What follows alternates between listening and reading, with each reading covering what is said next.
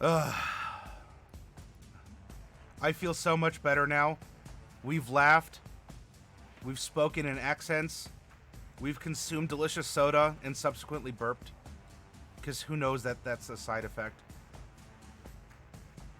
We've pulled capsules. We've popped a box. And now, my friends, with Mickey the Flesh Golem lurking just around the corner. Ah! Why don't we discuss the fundamentals of monster making? Oh. Let's try 47 seconds. 47 seconds? Alright, that's gonna bring us to... Alright, I have the timer going on my computer. And so I will draw in that time. So, by the way, if any of you are watching this on YouTube later, hello from the past. I hope that you'll come and find us at some point in time, and that I'm not speaking from beyond the grave. I mean, I want to stay on this side of the soil as much as I can, but hello to the future from right now, which is the present, which is quickly becoming the past. We're going to be pulling a capsule, and this isn't normally something that folks on YouTube get to see all that often. But Raven, I will be pulling that capsule for you here shortly.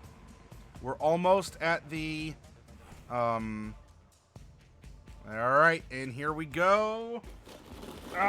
Quick, and... Oh, that Monster Menagerie 3 wants to... Whoop, oh!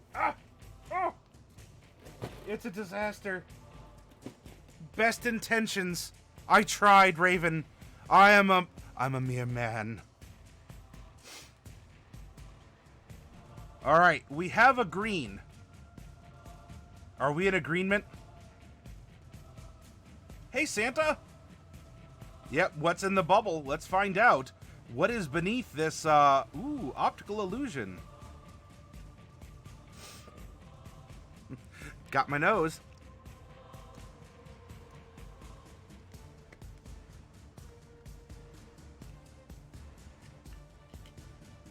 Alright, Raven, you have a satyr. Look at that, pan flute and everything. You have a satyr. What a wonderful little fae it is, too.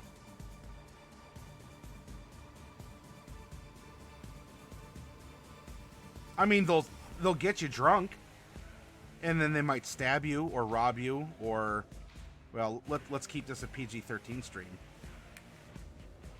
But let's just say the spirit of Bacchus might run through them. So, for the satyr, this is going to Raven. It is noted. I am sure the prize goblin is not polymorphed. I can see the prize goblin from where I'm sitting. Pardon. I'll just leave it at that. But it was not in my hand. It was not in that green capsule. Now, if anyone else wants boxes or capsules, I'm always open for to receive the prompt to do so. Especially, y'all are chipping away at Shukan's stream boss life. He's getting towards the red, so I wonder who's going to take over afterwards.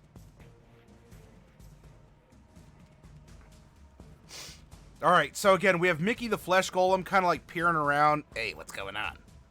So I heard you like monsters. Well, I'm a little bit of them all. Wait. I use a Blue Yeti. 1 crit.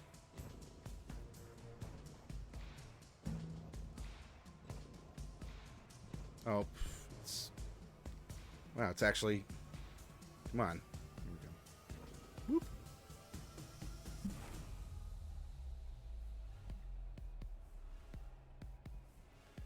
Do I sound bad, 1 crit? Come on, be honest.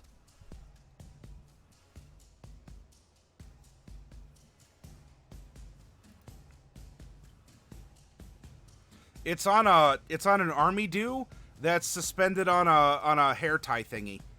I know look, I'm talking industry stuff. I don't expect everyone to understand. But the army do and the hair tie suspendy do, they've come in handy, along with the There's like a little scratchy foamy dew as well.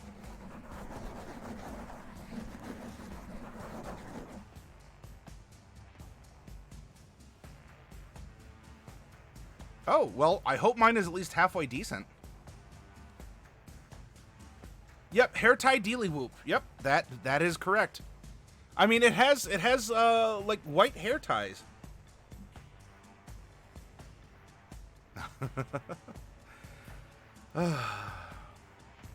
Y'all are wonderful. My didgeridoo isn't behind me like it normally is. I have a didgeridoo. It's normally behind me. However, it's not now. Well, whatever. We'll just have to make do without the didgeridoo.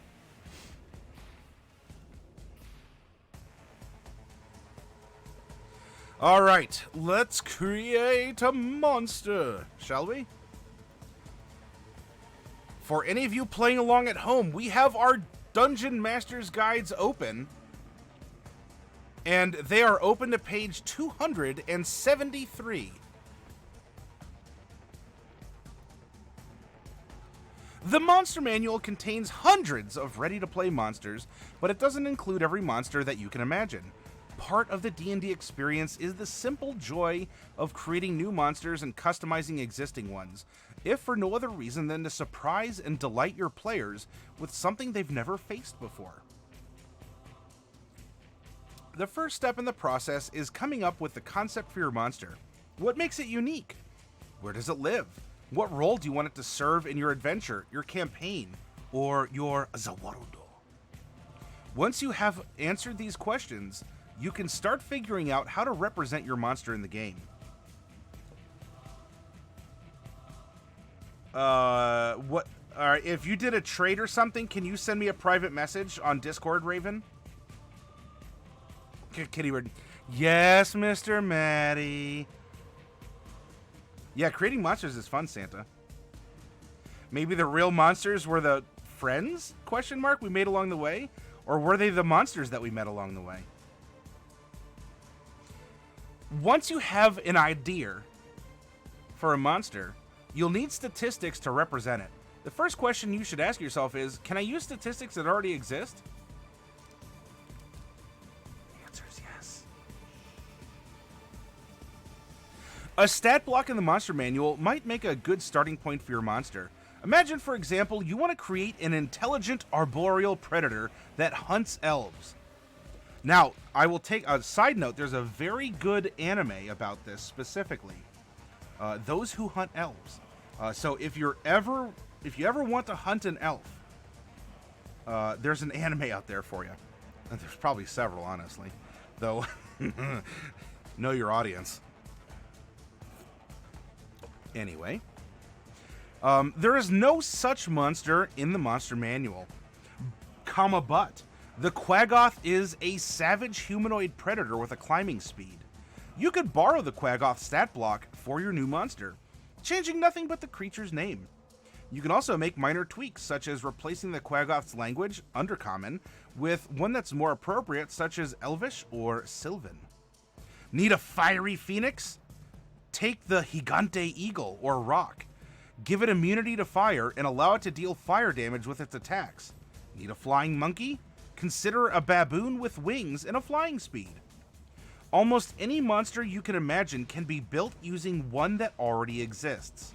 Adapting a stat block is far less time-consuming than creating one from scratch, and there are changes you can make to an existing monster that have no effect on its challenge rating, such as swapping languages, changing its alignment, or adding special senses.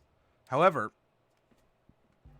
once you change the creature's offensive or defensive ability, such as hit points or damage, its challenge rating might need to change, as shown later. Good intro. You can also switch weapons out. There is a little mechanical note here, as you might go. The stat block for a hobgoblin presumes it has a shield, though its AC will decrease by 2 if you give it a two-handed weapon, because it doesn't have that, and that would cause a minor change. Using slots as high-level spellcasting guards or rogues or for rogue cities. Ah.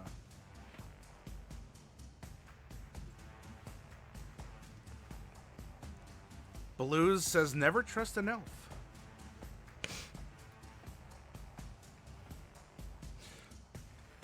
Another simple way to customize a monster is to add a special trait.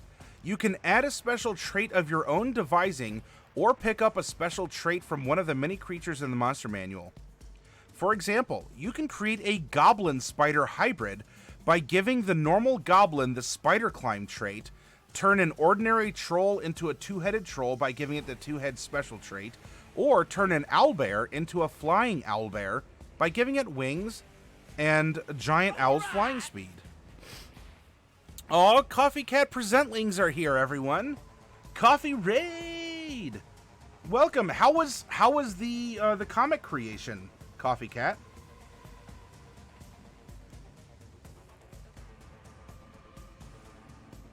Hello. Hello, hello. You talked his ears off, Bubonic.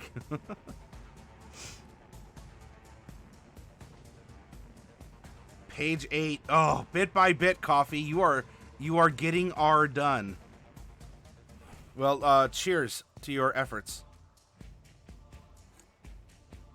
Yeah, please do, Coffee. Now, I want to show you in the monster manual, if we go to, all right, Q for Quaggoth. Come on, kids. Q for Quaggoth.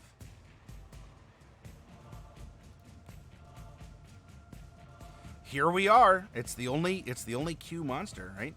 So it's a medium humanoid. Quaggoth is its own type.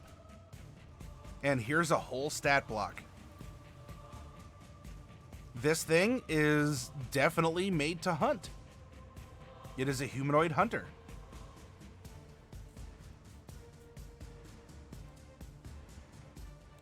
Bubonic does contain a lot of lore in the old noggin.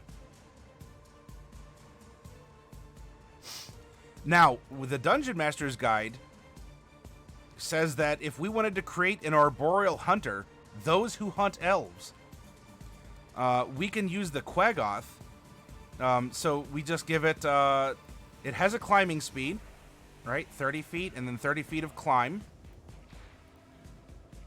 And then we change Undercommon to Elvish or Sylvan. Bada boom. Now, if we describe the monster, do we have to describe it exactly as it shows up in the image here? No, not at all. Do we want it to have long ears like an elf's to almost like mimic or mock them, or do we want these to be horns? And maybe what we can describe is, while there's no, there's dark vision. It has a passive perception of 10 here. Oh, come on now. There we go. My monster manual is kind of derpy. Anyway. There's nothing saying that you can't say, all right, so there's horns. This thing has horns on its head, and it touches the horns to the tree trunk. And it listens for vibrations of climbing elves or elves that are walking, treetop to treetop along bridges and the like. As normal perception. It doesn't even have to be, blind vision or anything. It's just a part of how it can hear. There's nothing that would keep a human from putting their ear to a tree for a similar effect. This is just, behavioral.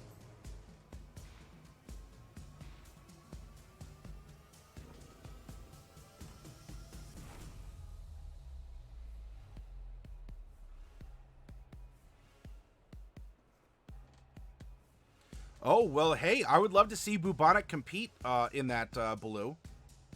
Hey, D&D time, welcome. So, right out the bat, we just changed a couple things. And look, if I describe to you, even if I describe to many of you this exact monster, you might not recognize it as a Quaggoth. And suddenly, with your encyclopedic knowledge, just say, oh yeah, so they have 45 hit points and all the stuff that's kind of rude to presume in a combat to your DM. Table etiquette, my friends.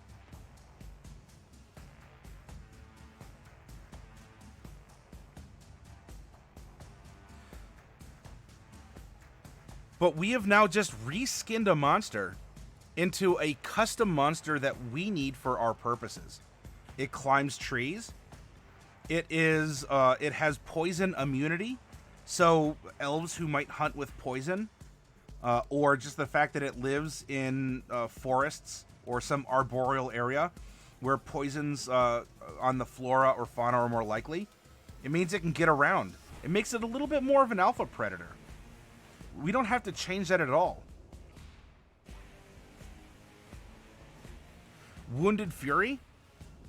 This could be on anything. While it has 10 hit points or fewer, the Quaggoth has advantage on attack rolls. In addition, it can deal an extra 7 damage to any target it hits with a melee attack. Hi, Black Wolf.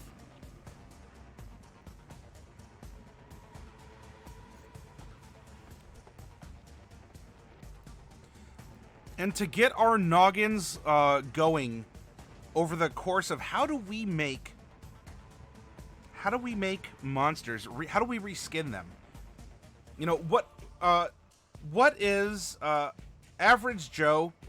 What is an average Joe D&D monster to you? What is a monster that is just bread and butter?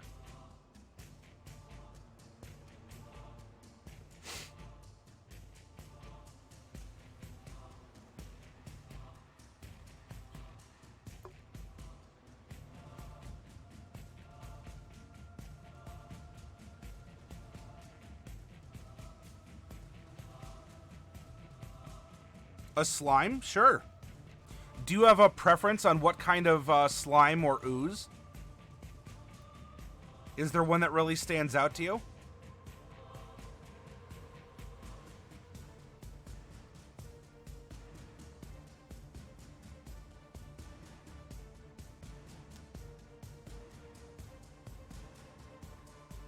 I mean, the waifu kind, I mean, by default, I think we can presume that, Black Wolf.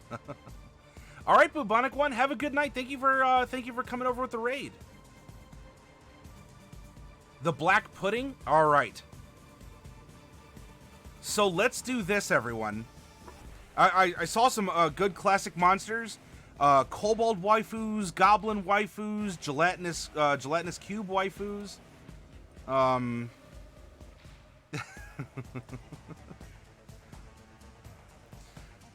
All the waifus. Just be very careful. I'm kidding about this in a fun sense. Though, bear in mind that if you look up the Monster Girl Encyclopedia, while in many ways you could use that as kind of a monster manual, make sure you have a particular crowd at your table if you're going to look up the Monster Girl Encyclopedia instead of the monster manual. Oh, coffee. All right, thank you. I'll make sure that when we come back from break, I'll show that off. Flumps? Absolutely. In fact, I have a devious plan that when we get to the part of the workshop where I show you what happens if we put class levels on monsters, I would like to make a Cormyrean Warflump. Because by making it, we are justifying the wild magic barbarian's existence in Unearthed Arcana. And so the two are naturally meant to go together.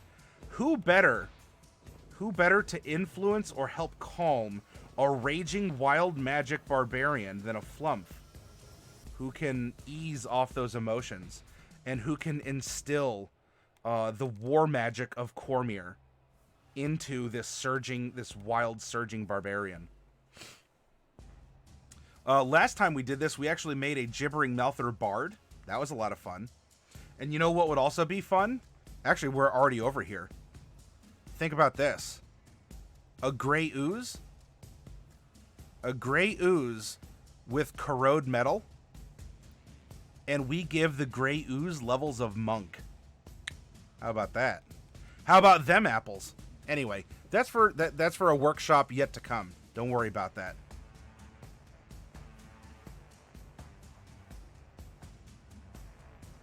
Hey, Santa, don't tempt me. We'll make paladins. Or you know what we could do? We could make a Myconid. We could make a Myconid paladin of not Julie Blex, of why am I derping on her name?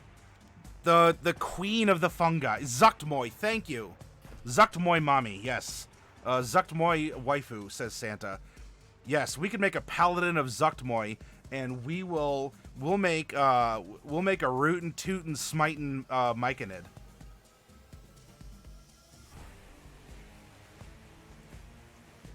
Except this one, Donnie.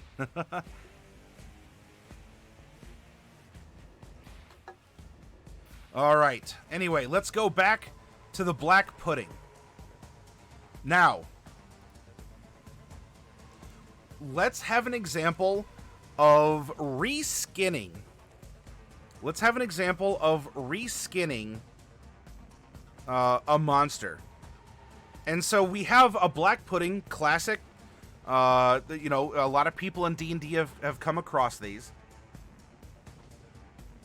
And what I would like to do, let's see, there are 354 pages in the monster manual. Now, obviously not all of them have monsters on them. However, if we do a little bit of this,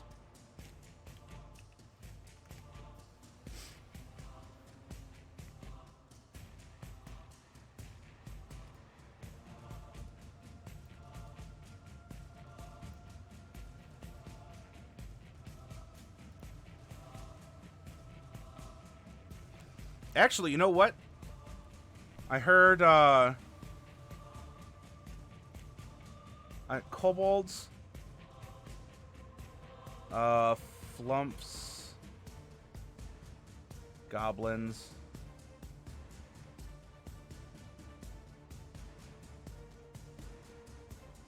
It's only 3. Let's do this. I'm going to make a 354-sided die. And I want us to reskin without modifying the power level. It's still going to be a challenge rating 4 monster, okay? I want us to conceptualize reskinning a black pudding as 269.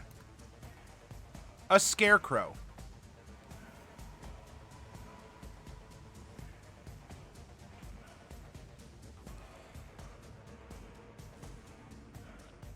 Now, a Scarecrow is a challenge rating 1 creature. Actually, the Mad Lads over at D&D Time, Pete and Jeremy, were working on a playable race for their Friday games that are constructs built around the chassis of the Scarecrow. Yep, a Scarecrow black pudding. What are the properties of the black pudding already? So let's go back to to oozes. So I need someone to remember the number 269.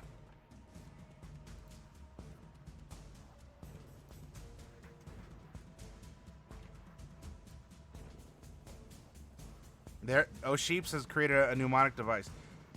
All right. So a black pudding.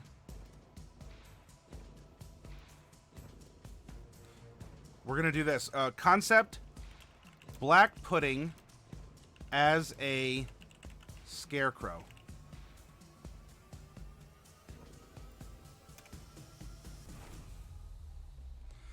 Some things that stand out. We have a climb speed of 20 feet. We have immunities to acid, cold, lightning, and slashing.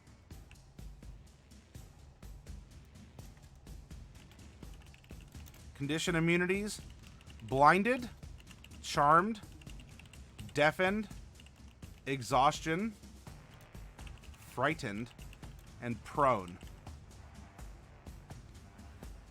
It has 60 feet of blind sight.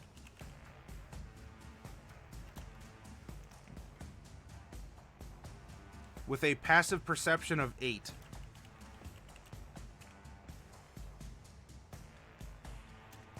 It is amorphous. So we can move through a space as narrow as 1 inch wide without squeezing. We also have a corrosive form. A creature that touches the pudding or hits it with a melee attack while within 5 feet of it takes 1d8 acid damage. Any non-magical weapon made of metal or wood that hits the pudding corrodes. After dealing damage, the weapon takes a permanent and cumulative -1 penalty to damage rolls. If its penalty drops to -5, the weapon is destroyed. Non-magical ammunition made of metal or wood that hits the pudding is destroyed after dealing damage. The pudding can eat through 2-inch thick non-magical wood or metal in 1 round. So corrosive form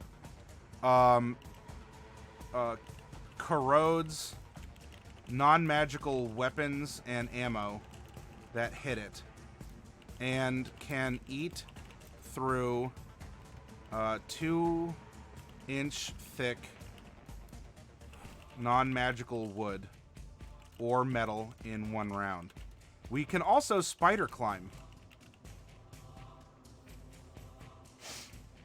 Our attack is a pseudopod, which is, I mean, bludgeoning with the pseudopod attack plus armor dissolution. And it can split as a reaction. When a pudding that is medium or larger is subjected to lightning or slashing damage, it splits into 2 new puddings if it has at least 10 hit points. Each new pudding has hit points equal to half the original puddings, rounded down. New puddings are 1 size smaller than the original. Split as a reaction to lightning or slashing.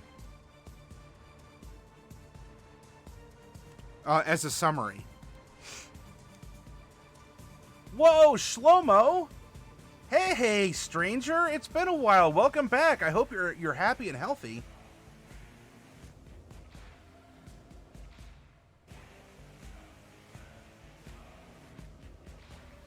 Sorry, I missed some chat while I was doing this here.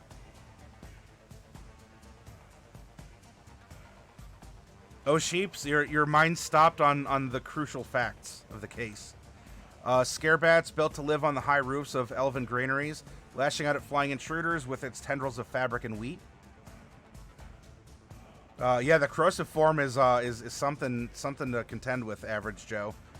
Santa, instead of infecting the grain with flying rodent corpses, it just sticks it to them, then absorbs them. Blame work. Well, you know what, Shlomo? I'm happy you found time to be with us. It's great to have you back. Angry, welcome. Oh, sweet monster building. When I homebrew a monster, I always get carried away and don't adjust the CR. Then everyone dies. Yes, that is an important part. And so what we're doing with this first exercise, Angry Dead, we are simply reskinning without changing the power levels, but we're changing the concept. Yep, all right, BRB, Joe, no problem. All right, so these are some of the tenets that we must deal with. So now we're going to go back to page 200, and what number was that, oh sheeps? I can't remember. It was 200 and something.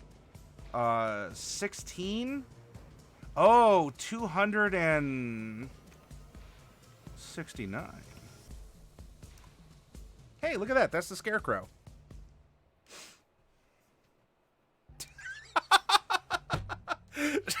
Shlomo with the nice. There, oh sheeps, there you go. All right.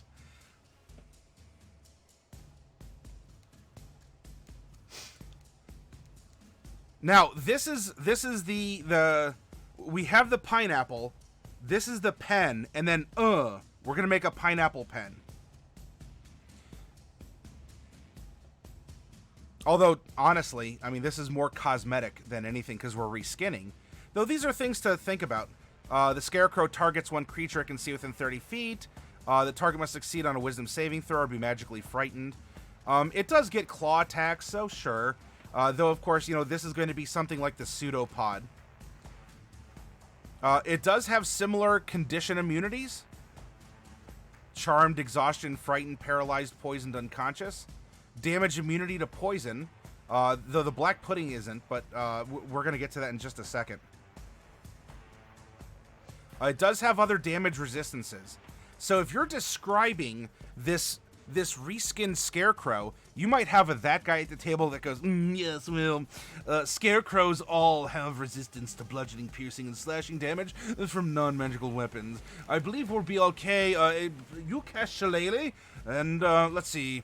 I will get out my +1 dagger, because I'd rather deal some damage than half. And suddenly it turns into a whole meta conversation, because the level 2...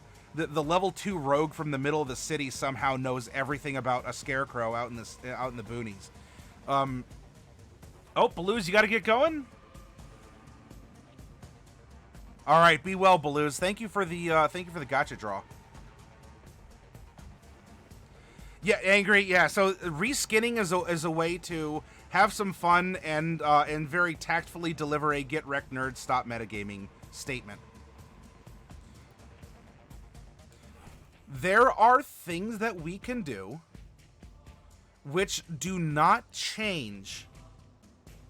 They do not change the CR of a creature in general. If you're modifying something specifically for your campaign, you may need to take that into consideration. Broadly, we can swap out a lot of things, because it's really just looking for the presence of something to calculate the of some things to calculate the CR.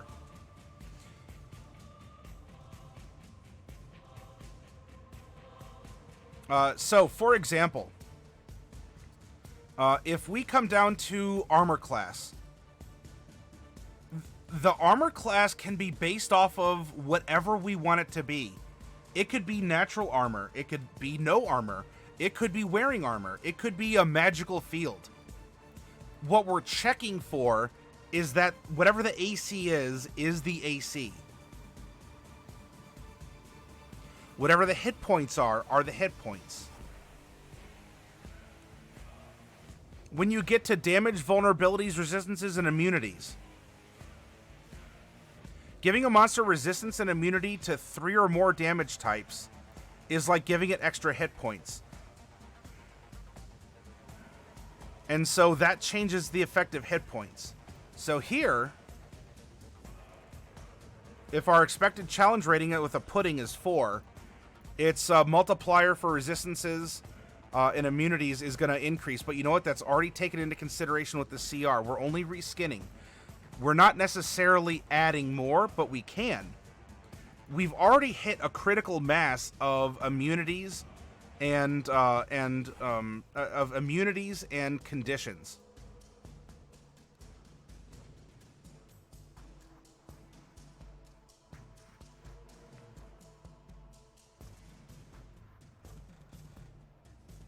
Let me catch up, or let me highlight here.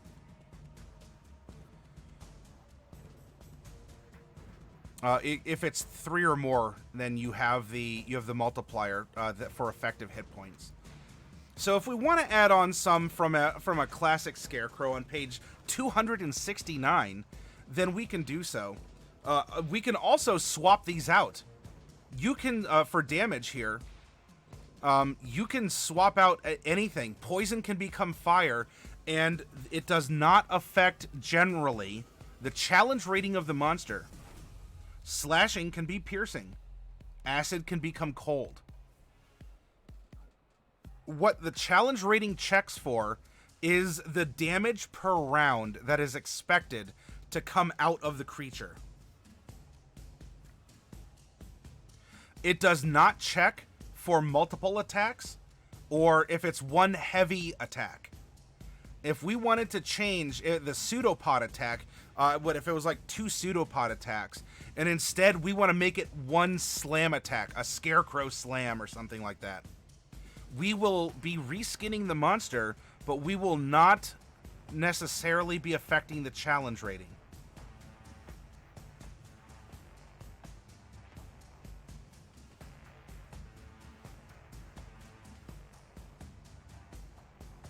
Yeah, you can call it Straw Slam or something like that. Yeah, Hypnotic Gamer, page 269 of the Monster Manual, if you want to follow along. So we can change the damage types. And this is why I say, you know, pay attention, because in your personal campaign, if you know that your party is vulnerable to cold for whatever reason, and it's going to be effectively dealing more damage per round with cold, because of your particular setup, adjust the CR of your custom monster appropriately. In general, though, we can swap whatever we want here.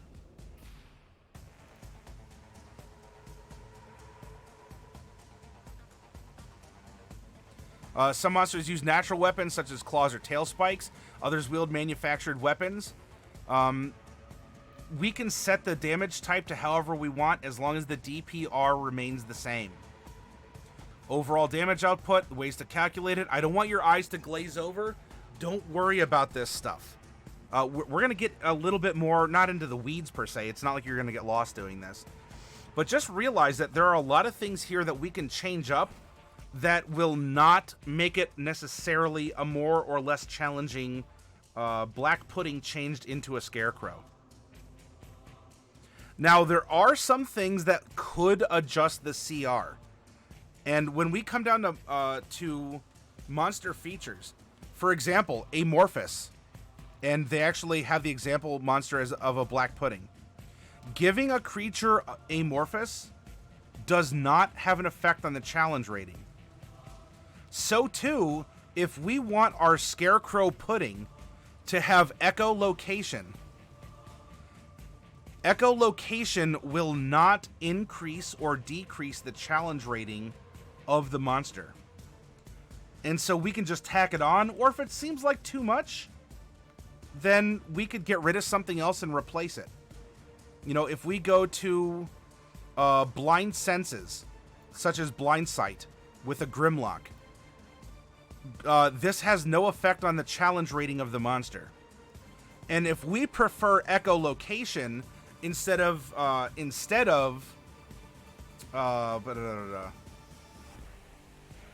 blind sight, we can swap that out as a part of the reskinning process. And we could keep everything else the same if we really wanted to, if that fits our mold for the custom monster that we're trying to make.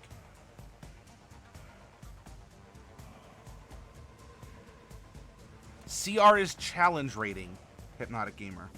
It's a general guide to how strong the monster is versus a particular level of party members. Amorphous could narratively increase the challenge rating due to being unrecognizable. Narratively, yes. You have to keep in mind, however, challenge rating is mechanics only. We're talking about offensive and defensive in combat. Adding extra languages, extra senses, giving it a climb speed. It already has a climb speed, but let's say we put the climb speed to 40 instead of 20. That does not alter the math upon which 5th edition is balanced for the purposes of I don't want to say balancing an encounter. Balancing an encounter is a good concept, but it's something that can never truly be done. The Hypnotic Gamer, it's okay to be new, absolutely. Yeah, you can set up silly situations. Yep. So things, let's take a look at, for example, let's say that if our Scarecrow is killed, and it explodes at like 1,000 needles from a Cactuar in Final Fantasy, and it has a death burst. Now, if we give this ability to the monster as a part of reskinning it, increase the monster's effective damage output for 1 round by the amount noted in the trait, and assume it affects 2 creatures. This is getting a little bit in the weeds, right? We're going off the beaten path with figuring out the damage per round. just realize that this could have an effect on the challenge rating. Depending, do we want this to be 1,000 damage that has to be split between the 5 characters? Well, I mean, if so, that will innately increase the DPR, especially when a fight is usually 3 rounds, I believe is what we're calculating in the monster manual.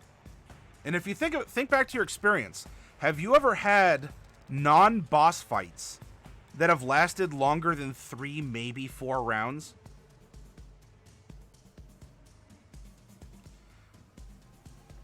Yes, I prefer milestones as well, Angry Dead.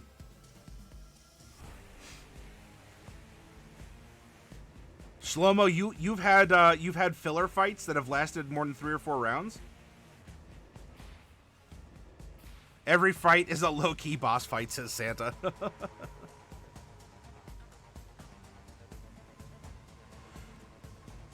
All right, so yes, in special circumstances, I agree. In general. So, what we can do now to fit our concept, here are the core mechanics that lead us. You know, we don't have to touch the hit points. It'll have the hit points of a black pudding, the AC of a black pudding. That's why I don't have that listed here. We're going to keep that the same. You know, if we really want to check,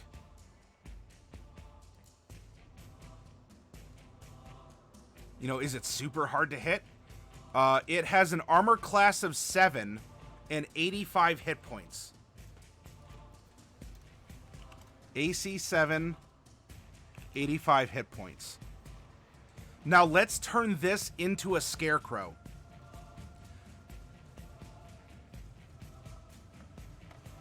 To keep this this ability to corrode, as someone hits it with non-magical weapons or ammo, or to have it be able to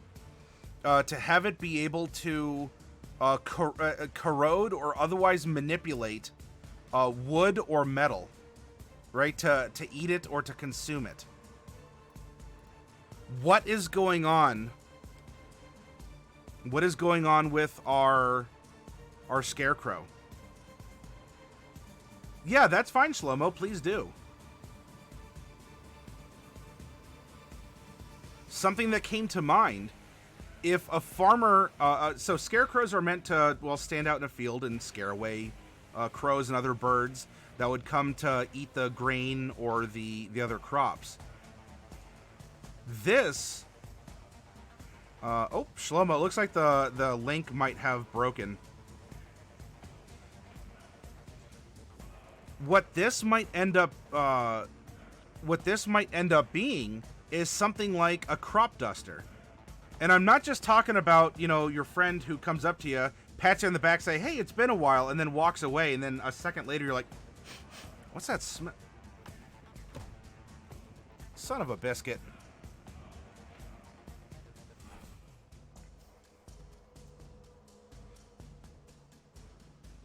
What if this is a Scarecrow that's also meant to be a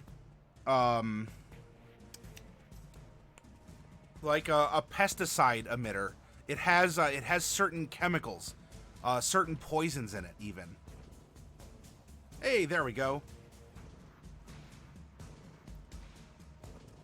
This is stuff we'll be getting to officially. This is stuff we'll be getting to a little bit more officially when we do more than just reskin. But thank you for sharing this, Shlomo. We can still explain that we have something that corrodes non-magical weapons or ammo that hit it, and it can eat through 2-inch thick non-magical wood or metal in a round. Because we have a specialized... we might have a specialized poison or acid that is a part of what we are. No, don't flee! Stick around, Average Joe. We're not doing math. We're not doing math in this workshop.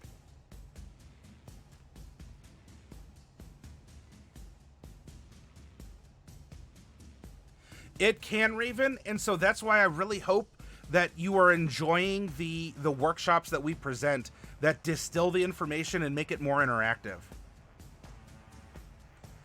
Triple One, this is just an exercise in our workshop. I am not intending to run a Scarecrow or a Black Ooze or a Black Pudding reflavored as a Scarecrow. This is to get us to start thinking outside the box and learn that reskinning is more than just saying to take kobold stats because you love kobolds, but your party knows how to handle them, and instead you run a bunch of orcs that are kobolds, but they're orcs. That's the super easy way to reskin, and you know what? 8 times out of 10, you should just do that. Take one monster and say our Black Pudding is an orc, and then modify things because the orc was wearing, I don't know, the orc was wearing a special vest that in battle it squirts poison out to try and diminish the battle effectiveness. We've just reskinned in a very brief moment a monster, Black Pudding, as an orc. Because we can drop Amorphous and it doesn't change the challenge rating, and it can still attack. Its reaction to split could affect CR, but we could probably just drop this and stick to the basic concept, and it'll be the same. Yeah, use demons as devils. You know what make really good human wizards? Because they're really easy and have a bunch of spells just ready to go? Beholders. Beholders make excellent NPC spellcasters. Modify them just a little bit. Quick reskin. And then suddenly the party doesn't know they're fighting a beholder. They are. They don't know they're fighting a beholder. Instead, you just describe, oh, it's so-and-so the town wizard. Looks like he's gone mad and has set the barns on fire. And, the party has to go and find out what happened. Because magic is pouring out of him, and he's already a skilled magician. So the party's gonna say, well, all right, so I'm a wizard, and I can't cast 3 spells in a turn, but in the meta, I'm the player character. This is a villain or a monster of some kind. So whatever. Yeah, the wizard's having a magic surge, and I buy it. And then all of a sudden, for anyone who metagames, those tactics, those beholder tactics, to bring them down more easily, are just, boom, they fly out the ear.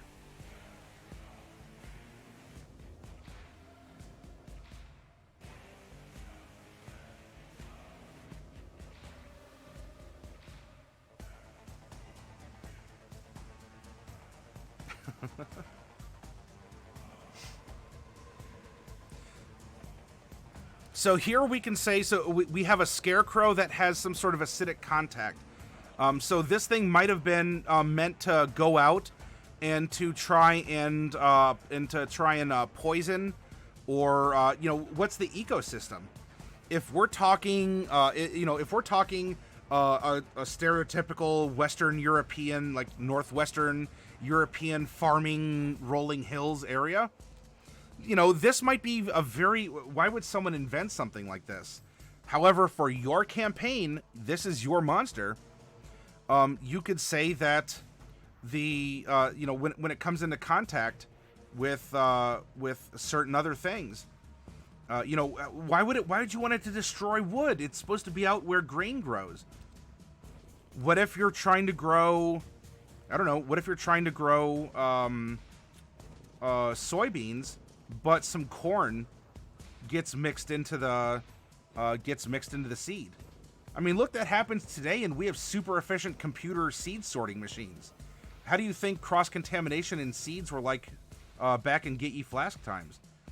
And so this Scarecrow or this entity could simply just, if something grew tall enough to come into contact with it, it would act as an herbicide. Or you could even say that, for combat purposes, we're counting it as acid damage. But to the plants, to certain plants, it doesn't count. All right, hey, have a good night, D&D time. Thank you, and Bondin, thank you for the follow. Yes, we will indeed. I'll let you know how it turns out. And here's something else too. As human beings, we ingest caffeine. And some of us also ingest nicotine. And that has an effect on us. But do you know what caffeine and nicotine does to bugs?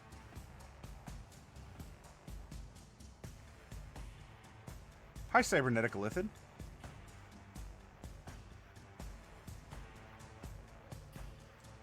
Caffeine and nicotine are natural. It doesn't unless death is a a great reward. Caffeine and nicotine are insecticides. Are natural insecticides. Have any of you ever had a... So it kills bugs, but it doesn't kill us. Have any of you ever had a really hot pepper? I'm sorry, technically, I mean not a pepper, a chili. Specifically a chili. Have you had a habanero? Have you had a ghost pepper? Have you had a Carolina Reaper?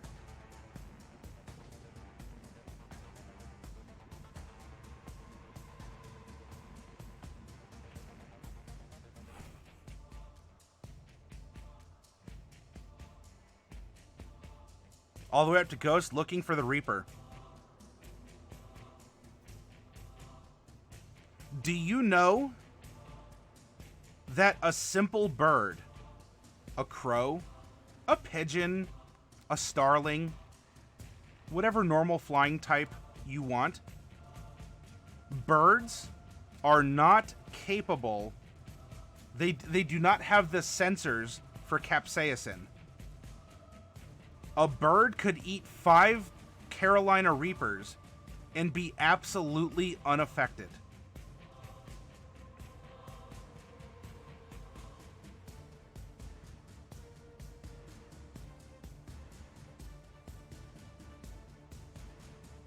And so when you're creating a monster like this, which could be a challenge, like acid in a farming field, what's going on? Could be in the environment, could be the species in the interaction. Because the pepper is meant to be ingested by birds and have their seeds pooped out all over. It doesn't affect birds. However, mammals and other creatures with more complicated digestive systems that could destroy the seeds, the capsaicin can act as a warning to deter the consumption of the chilies. That way, the chili plant will continue to prosper and grow as it's being pooped out by birds and not destroyed by humans or other animals. In this context of how nature works, of how some things might be resistant or not, we can absolutely explain how a scarecrow could have an acidic reaction to wood or metal or other things that we want to describe and not harm the crops. The crops are resistant to capsaicin, nicotine, caffeine, whatever kind of pesticide. You know, DDT, I want to make sure I'm not stirring up a hornet's nest here. DDT is a controversial substance that is harmless to human beings, yet destroys mosquitoes. We can bathe in DDT all day long.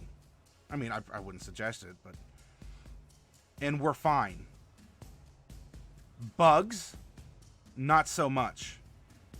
So what is poisonous to us isn't necessarily poisonous to another species. I'm trying not to tread as we get into the environment and politics and where the two intersect and cause a lot of. I'm not trying to stir up a bee's nest here. I want to make an example that things that could be harmless to us or one species can absolutely wreck others. Substances that are harmless to us can destroy, hey Delcorin, other things. And so it's fine. So we have the amorphous quality on a Scarecrow. Does the Scarecrow... Can the Scarecrow, come apart and its straw or whatever's holding on to these, as like a sponge, can it actually just slide and get through some very, interesting growth? Is this a Scarecrow that's actually meant to crawl along a great 200-foot tall tree and to almost like scrub it with its straw? And not only does it physically cleanse the bark of the tree and keep it clean, it can squeeze through all the nooks and crannies and dissolve all the bugs. And so we can say, it says non-magical wood. It could be magical wood. It could be a tree made of something else. A tree made of flesh.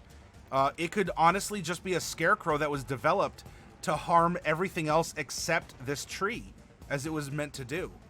We're not changing the CR.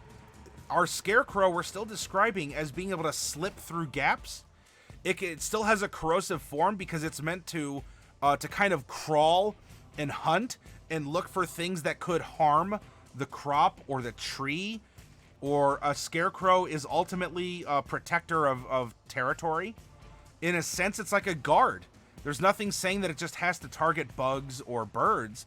It could walk around and also be on the lookout for humanoids and try and deter them in a non-lethal fashion as much as possible. You get some burglars trying to go onto your property.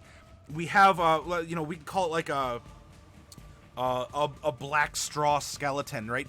Whatever it's coated with or whatever oozes that dissolves could like soak into the straw, and so it makes it kind of shimmery, like tar mixed with straw, or like clay and straw for making bricks or whatever. And so we actually have a construct, because again, the type that it's an ooze, we could swap that out for construct, or maybe we just say it's enough of an ooze that we just keep it as an ooze, but we describe it as a Scarecrow. If someone at your table goes, no, Scarecrows have to be constructs, I refuse to play in your game unless you're telling me it's a Scarecrow, but it's an ooze? Yes. Well, bye. If you can't have fun and use your imagination with something that's unique and not out of the book. And so now we actually have a home guardian that looks like a person generally to try and keep people away. And if that's not enough, when they fight, they dissolve the armor and weapons of the intruders to try and more passively get them to leave without having to kill them. So we actually have a safety patrol. It shoots salt from shotguns. It shoots beanbags or rubber bullets. It uses more passive ammunition or combat tactics. Look, you want to make this like an anime? Then you describe the acid only eats through armor and clothing and leaves bare naked elf flesh absolutely untouched and sparkling in the moonlight, with probably like a sound effects in the distance like ooh ah, or oh yeah, something like that. It is still mechanically reducing the effectiveness of weapons and armor. It is still a Scarecrow meant to scare away other creatures. It is acting differently than a black pudding because it's not a black pudding. It is it's a scare patrol or whatever we want to call it. It still attacks with its pseudopod that will deal damage. Look, have any of you ever been on hay or straw and you haven't worn jeans on that hay ride this time of year? Do you know what happens to the back of your legs? We could, instead of bludgeoning damage, we could call this piercing damage. And that's fine. You can swap bludgeoning for piercing. And it still carries the unguent, that will corrode away the weaponry or the armor or whatever of the intruder. And we could even still say, sure, they split. So if several bandits are trying to sneak onto the manor and they're beating up on this creature, the creature naturally as a defense mechanism is going to split so that it can take on more bandits that are beating on it. Because now the mechanics of the split, we have more dissolution happening with weapons and armor as this is happening. So it's an auto defensive maneuver for a home or property guardian or a tree cleaner. And some big bad creature comes out and tries to like impale it, and it might impale part, but then it splits off to still be able to clean and fulfill its duties, or to help the tree, or to swarm over the attacker. Hey, on skin, you end up with a bunch of little red marks and whatnot, and hopefully you don't get hopefully you don't end up with what are those little red mites? I mean, if not mites. And I'm saying this very carefully. It is the name of a bug. I don't want some sort of... I don't want them... I don't want any sort of a language filter. Yes. CH with a CH. They are called, colloquially, this is not a racial comment, they are called chiggers. They are these little bugs. If any of you live in the South, you know what I'm talking about. I'm super defensive about this because there are whatever, you post a video online, and I've heard reports of people who play World of Warcraft, and they're discussing a monster in there called a Naga, Naga. It is a legitimate fantasy creature. It is a creature that exists in WoW. There's nothing racially about it, and yet not auto-tune, whatever scans for content and voice will hear Naga and think that you're saying another word, and you'll be flagged for racism or something along those lines. So yes, there are all kinds of bugs, which include mites, ticks, chiggers, and the like, that that live in hay, and they can. Now, a lot of hay on like a hay bale, you're not going to get diseased and covered in bug, exactly. Leave it to a... This is why I want to live in the Arctic. You're almost anywhere but cybernetic. Come on. But so yes, there's bugs all over. This could actually be like a purifying. It might be something that goes out and almost like a Slender Man goes out into the cornfields and just has these long fingers that have this black substance, like a salad fingers / Slender Man, and goes out and caresses the corn stalks at night to try and kill the bugs living on them. Oh yes, so many mites and weevils to destroy. Oh, I love stroking the corn at night. Don't take that out of context. I love stroking the corn at night. Oh, there's another one. Look at it dissolve as it's going in and it's cleansing the crops.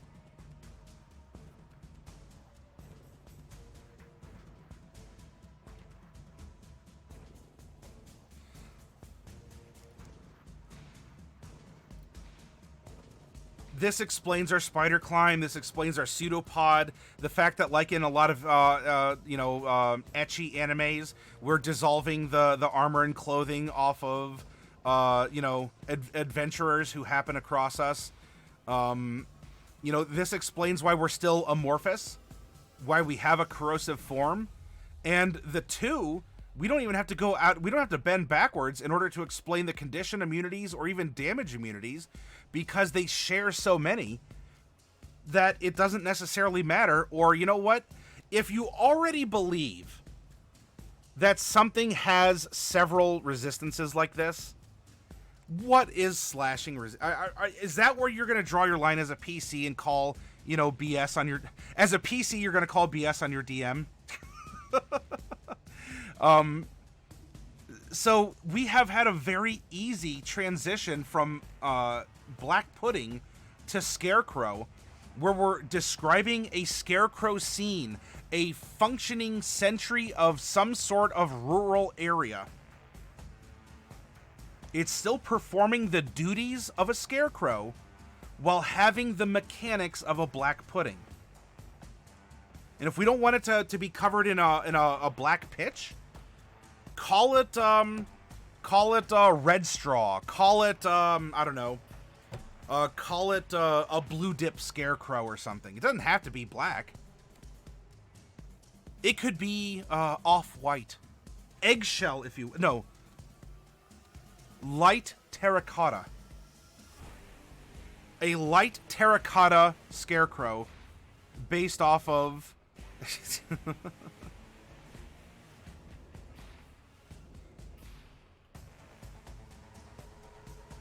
Hey, welcome, Hark. It is a it's a totally different monster with totally the same stats as a Black Pudding. Well, hey, yeah. I mean, unless it dissolves them, but you could actually maybe see it at work because it actually is, it's almost like fly paper, where all the bugs are just sort of like stuck to it and are slowly being absorbed into it. Could call it a rot crow. Hey, there you go, English Mudkip. A sewer version of a gelatinous cube at a proximity con save. Proximity con save?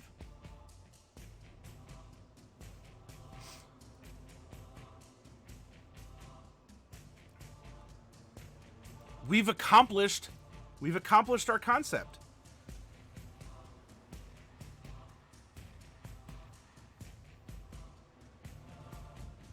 Just as easily as you could describe goblins and give them the kobold stat line, you can have more complex reskinnings where we've just made a Black Pudding into a Scarecrow.